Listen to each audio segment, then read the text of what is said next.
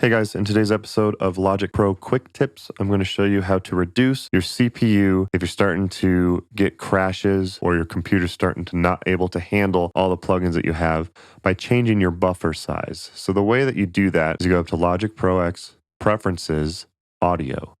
It should bring you here. If it brings you anywhere else, hit devices. So you're going to have your output and your input device. This IO buffer size right here is what you're going to want to do. So the lower the buffer size, the less latency you're going to get. So it's very helpful for recording. Most of the time you can get away with about 128 or 256. Once you start getting up to 512 and especially 1024, you're going to start getting a lot of latency. However, it also reduces the strain of your CPU. So while you're mixing and stuff like that, when you don't have to, it doesn't really matter if you have latency. While you're recording, you want to have kind of a lower buffer size. But while you're mixing, you can definitely bring it up even to here. That's totally fine. And it does give you a resulting latency about 24 milliseconds output or 82 or 72, apparently I can't say numbers today, 72.3 milliseconds round trip. So that's quite a bit. But then you just hit apply and it says initializing audio.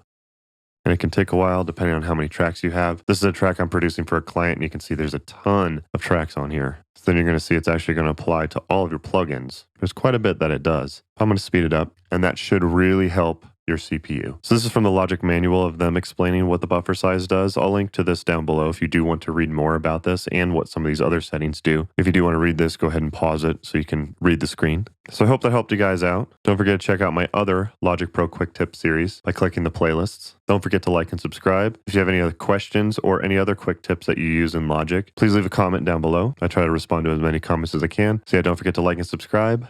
I'll see you next time.